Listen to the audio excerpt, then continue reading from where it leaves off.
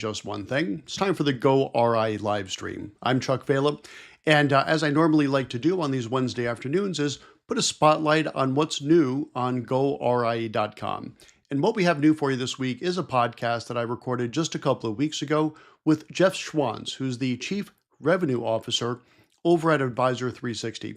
And we talked about a very, very important topic, which is transitioning your book of business to the RIA space. So as you're putting together your game plan for how you're going to go independent, one of the most important things is that transition, right?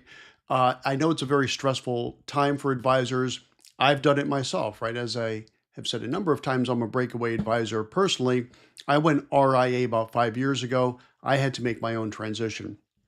And we're going to talk about with Jeff, and I'm going to share with you in just a moment a little preview clip, but the full version is up on the website right now.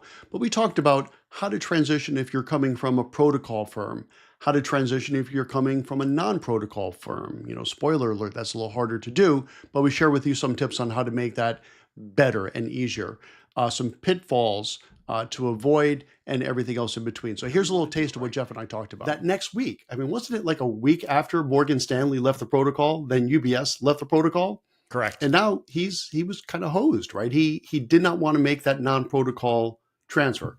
Is it doable? Yes. Is it harder? You bet. So with that said, please continue with that thought. No, exactly. So again, let's make sure that we're walking in this with eyes wide open. Let's be emotionally prepared for it. So broker protocol, right? That's number one. I'd say the next big thing to navigate is Reg SP. So just in short, it's the privacy policies. It's what's going on. You know, when you're joining a new firm, how do you communicate? How do you re-engage with clients? That whole process. And what's interesting to look at and understand, Chuck, is just how do firms interpret the different policies, the privacy policies, slightly different. There's some nuances there. And I'll just give you an example if that's okay. So some have interpreted it to say literally the day that that advisor joins, that they can leverage that client information to start that onboarding process. Others have looked at it and said, you know what? We would actually like that client to give us some signal that they actually want to join the advisor at the new firm.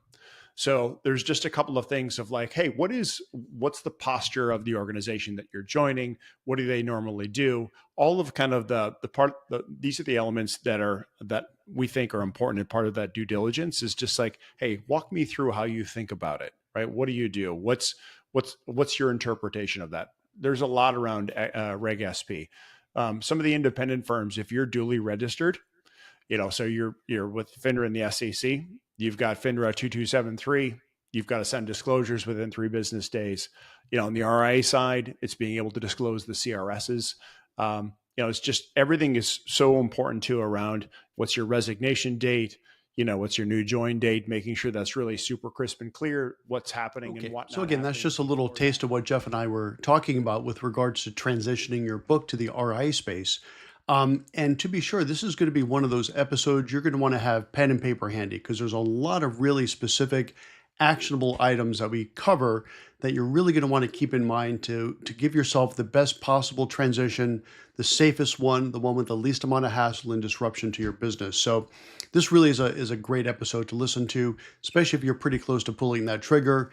Give this a listen. I promise you'll find a few tips that you're going to be glad that you knew about before you actually make your transition. So it's up there right now, live on goRIA.com. So that's it for today. So on behalf of goRIA, fueled by Investment News, I'm Chuck Vela, and I'll see you here next Wednesday at 3 o'clock Eastern time, he tried to say. Thanks for joining us. Take care.